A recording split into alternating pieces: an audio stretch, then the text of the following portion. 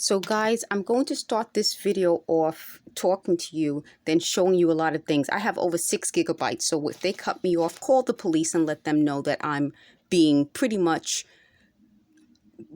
harassed, held hostage in my own apartment by, it's clearly, I'm in the bedroom. I told you guys the bedroom wall isn't connected to anyone else. So it has to be in between the floor above or in between the floor below or in the apartments above and below. I'm narrowing it down, and I think it's the apartment above me. They said what they were doing was running some sort of device over my cell phone and to interrupt my computer connection and hacking me, so they could hack me in real time. That's pretty much not only illegal, but it's a safety hazard, which means that, God forbid, I'm on the phone talking to someone. They've done that also. They can interrupt the call. They can overlay it with other sounds and voices, which jeopardizes not only my safety, but my mother's safety. But I'm going to go through a lot of things with you really fast, and then we'll talk about this more. So as I put all this together, I see what happened. If you go to @CupOfJavaPro on Twitter, it's @CupOfJavaPro,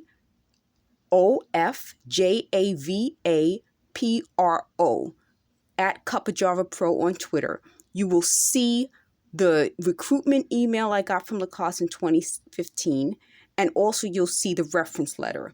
I have several other reference letters. What I believe happened is people started to investigate me. I told you guys I'm 48. I've lived in the Bronx my entire life. There was no salacious background that I have. I was just a regular person. They started to investigate me, and they found this book that they thought depicted me. My professor in college, I went to Fordham University, put my name and my likeness in a book and described, and I'm going to show you guys. Hold on for one moment. Okay. She described this character with my unusual first name. Now, there aren't many Shamegas, but an unusual first name like mine. And she described me as being someone who had accused a bunch of white guys of rape. And in this book, this character is depicted as not being a credible person. And so she has her apartment broken into. Now, one of the scenarios in this book actually happened, in that I was asked to join a bunch of college students to sit around and talk with some professors. And they said they chose me because I was smart, I was doing well in school, which goes back to what I'm telling you folks. I was never in trouble. I was not the type of person to get, to do something wrong. And trust me, as a Black female, had I been that type of person, they would have definitely dealt with me. Do you know what I'm saying? You guys understand exactly what I mean. So I wanted to make sure it was abundantly clear that part of this is a group of people who acted inappropriately, did the wrong thing, and unfortunately, I'm now suffering because the people stalking me thought this was an accurate depiction of my life. It's not. It's someone who should have asked my permission before making me a character in a book, describing it as me. She was my professor in college when I was probably about 19 or 20 years old, maybe even 18, meaning I was still a young college student, and this should not have happened. So that's part of how this recruitment happened. When they were investigating me, they found my name. If you search the internet, it comes up, this book comes up with my name, so they thought it was me. That's one part of this, okay? So I'm going to get to the other parts. So the other part is I wanted to show you how swollen my face was so that when you see me now, you can see what these people did to me. This is how I looked just last year, okay? You can see how I looked. And I'm going to go through, they discolored my skin. I was so darkened. I told you guys how they mark us. This was the mark on my hand. This is my hand now. Let me see if I can get it in the light so you can see. This is my hand now. You can see that mark is gone. And I'm going to tell you some more things. I told you they wanted to make this the microwave auditory effect. This is the redness behind my ears. So let me go through some more of these pictures that I set aside. So this is the video I did in 2019 when my face was swollen. You can see how in a matter of years I've been aged. This is me out of high school. And let me talk about this thing in high school. One of the things that I did, I graduated from Cardinal Spellman High School, which was a really competitive high school. I told you folks that I got accepted because I took, it was called a co-op exam. I don't know if they still have it, but it was very competitive to get in. I was accepted. It's a private university, a private pre-university, like a school that gears you up to go to college, pretty much. So it's a private high school that's designed to be preparing you for high school. So if you guys are familiar with like prep schools, it's similar to that in that they're preparing us for higher education. So I got accepted and it was a rigorous curriculum. So here are the academic policies. You had a year of music and art. In addition to that, you had all of these other requirements. And it says passing this exam, you have, besides doing all this, you have to pass the Regents exam in these categories. Now, if you want to get a New York State Regents diploma, in addition to all of this, you had to do this. And so I did this so that I could get my Regents diploma and my diploma from Cardinal Spellman. So you see how this is? For the Cardinal Spellman diploma, you had to do all of this plus this. And that's part of the Regents. For the New York State diploma, in addition to all this, you had to make sure you did these other things. So they wanted to argue that I didn't have four years of foreign language. I did have 4 years of foreign language. And that's easily proven. I mean, I'm fortunate in that I had it, but look at the year. This is from this time. This was when when this was here. So I wanted to make sure you knew that. So to tell you how all of this starts to make sense, while I'm in college working hard to present myself as someone who would go on to do something else, meaning to be successful, I did an internship in 1994 in the summer, working at the Department of State Office of the Ombudsman. And it was an unpaid internship. It was a great learning experience for me. What I did was I spoke on behalf of people who needed help, and I then coordinated how to get them help. So I'm pretty much now doing for myself what I did for people back then. That's part of how I learned how to put all this together.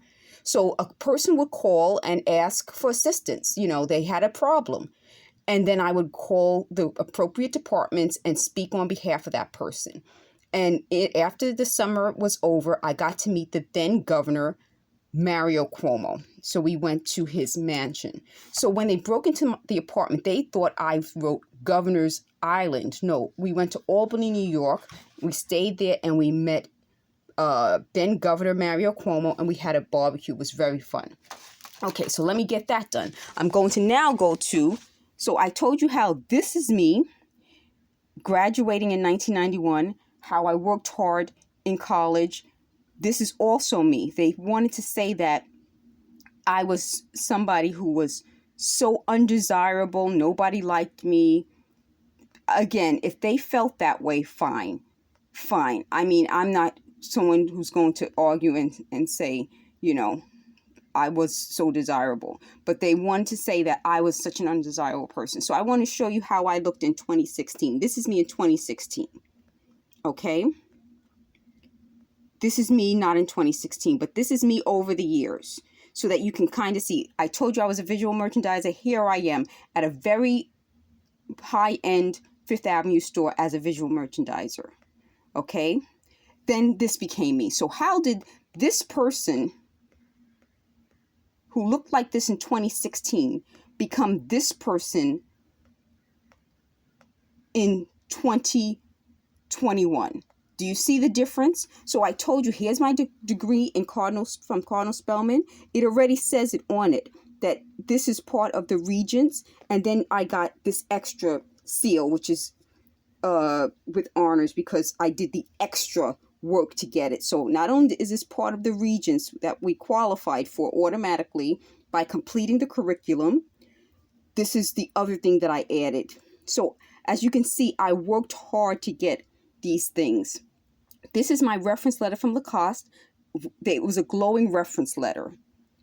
This is also something else I won as an employee of the week from Lacoste. Again, 2016. This reference letter is from 2017. So I'm exposing these liars for what they are. This is one of the marks I have on my back. I don't know if you guys can tell. I did a quick, I tried to take an image of it from my phone because this is the only phone I have is this one that has internet service. My other phones don't have internet service, but this mark is on my back and here's my spine. So you can see how this is similar to the other marks I've shown you. So let me just go through some more of this. So here was my swollen face just last year. And I told you guys in a previous video, I know I have a lot of videos. I didn't want these people to reap the benefit of their torture by doing a video with my face looking like this. I wanted to be able to look halfway normal so that they wouldn't be able to, in their criminal activity, to reap the benefit of their torture. So while I was being chosen to be in a catalog for the school, this is me. This little thing shows the courses I took, so you can clearly see the courses I took. This was something that was written that described me. The stalkers, and I guess they became obsessed with me and my life, decided to put me in a book that depicted me as someone who was unstable, pretty much, going through this type of behavior. And that was, let's see when this book was written. This book, let's see. This is a whole other issue with the book. But this book was 1998. Was that it? So as I'm trying to get my life established after graduating in 1995, I graduated from college in 1995, as you guys can see. Let's see. It should say class of 1995 here.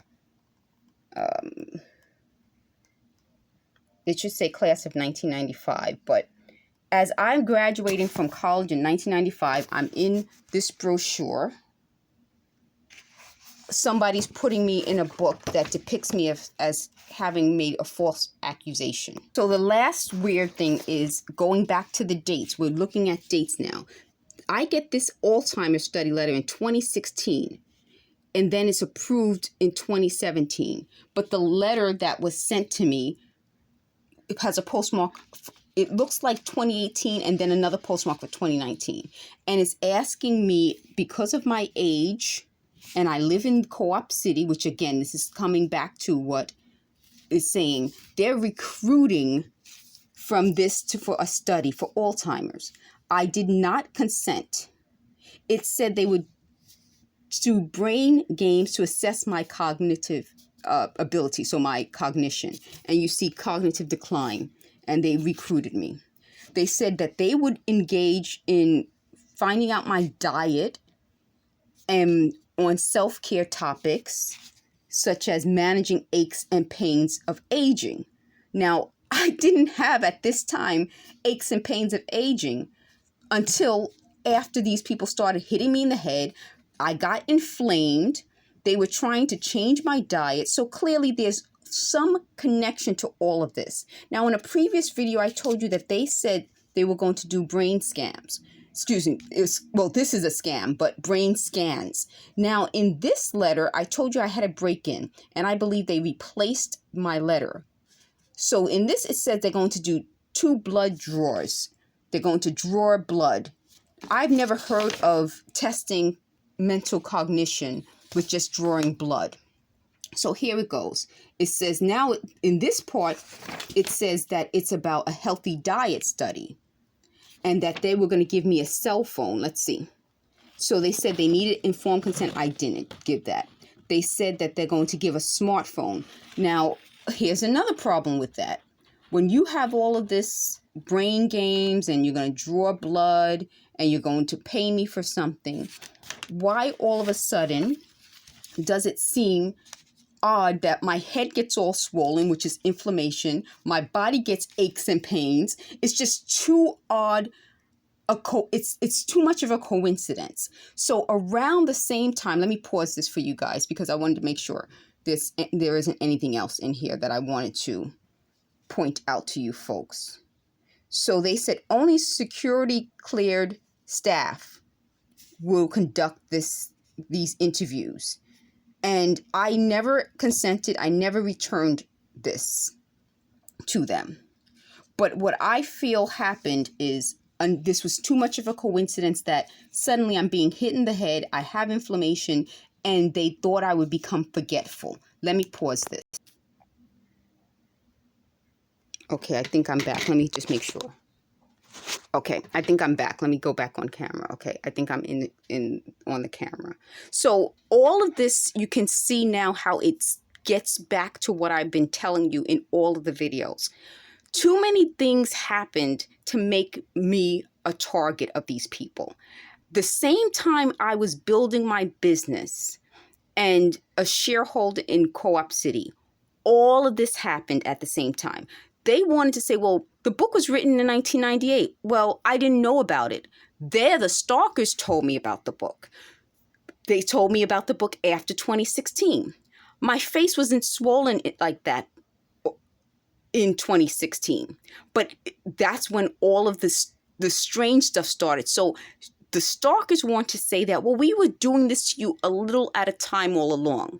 What they're missing is all at once, all of this started in my life. So they told me about the book, which is to me, maybe the professor became obsessed and put me in the book. She shouldn't have. What she should have done was asked my permission. I have an unusual first name. My name is Shamega, legally Shamega, not with any other spelling except the spelling in the book. So when you legally search for me, that's what comes up.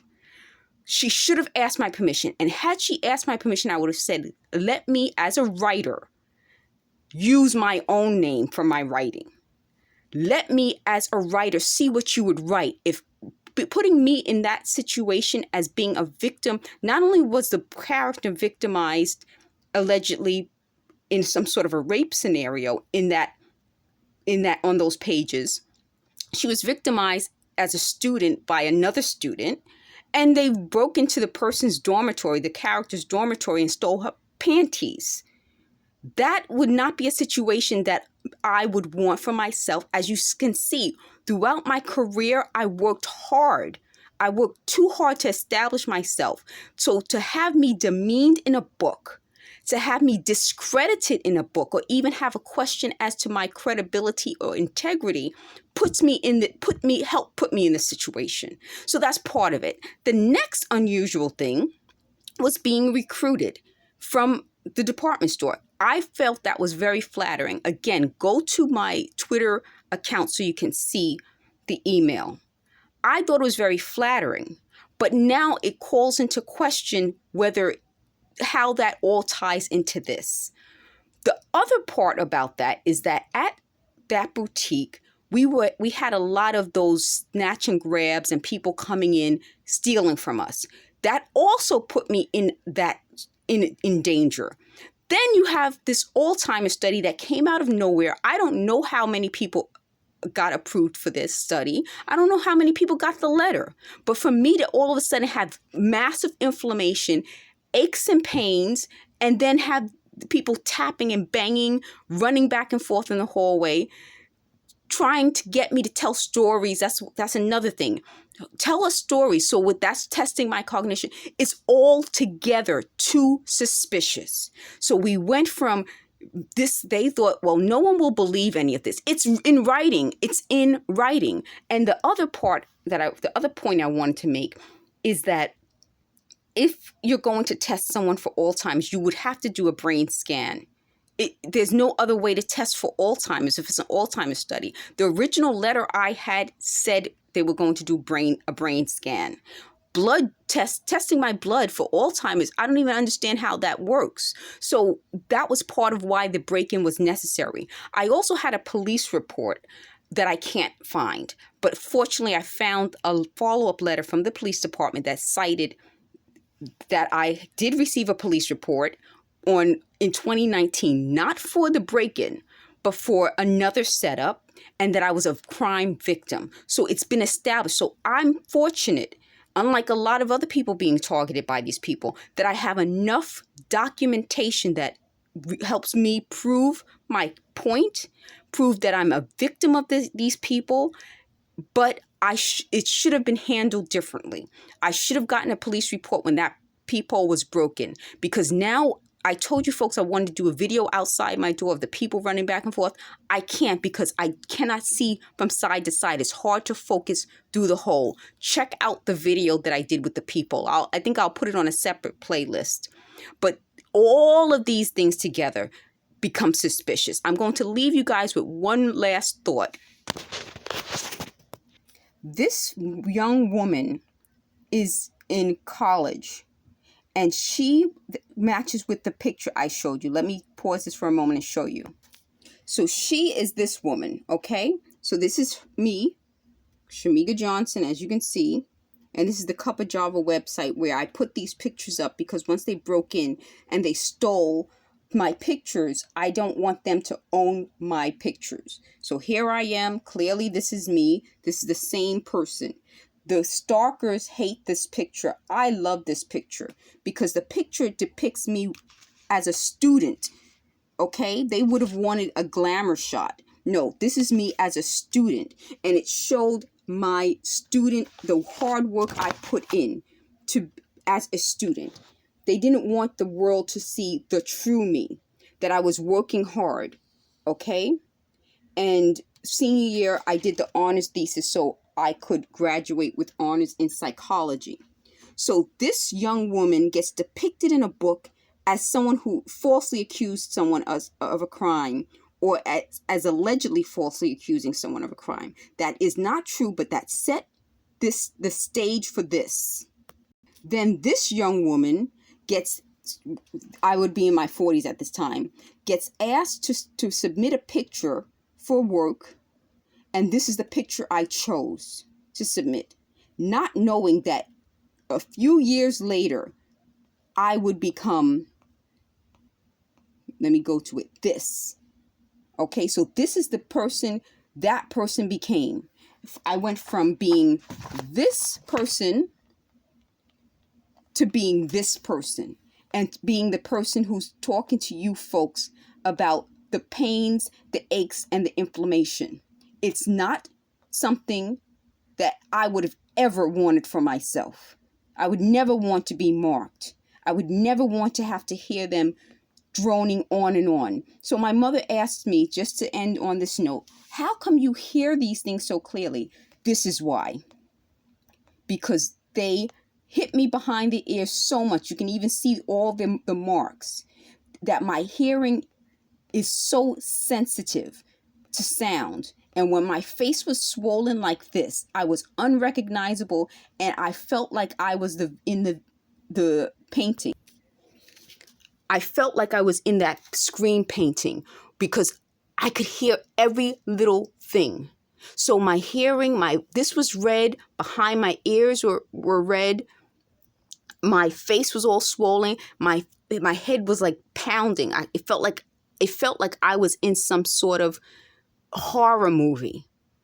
And to now look back and see how much proof I had that they were stealing. That's part of what I'm telling you folks. They were breaking in and moving things around, stealing things so I would not be believable. The one thing that they couldn't take from me is my integrity. I was able to show you guys, and I'll continue to do these videos because I want justice. Not just for me, but for my mother. My mother's also being targeted by them. She's also being hit by them. But not only is she a victim, she's a mother. She's a parent, and she had to see me go through this. They want me to cry. I'm not going to cry. Because guess what? Guess what? I'm going to be strong so we can fight this. So if you're going through this, let me know. Put it in the comment. I won't reply to the comment, but I'm hoping that as much as I contact law enforcement, they will look at these comments, because we have to bring this situation to light. And if you want, I can if you leave a comment and say you don't mind me doing a screenshot and putting it on my Twitter account, I'll do that. Because we're going to have to get to the bottom of why these people are targeting us and how we can get this resolved. Thanks for watching. Please subscribe for more videos.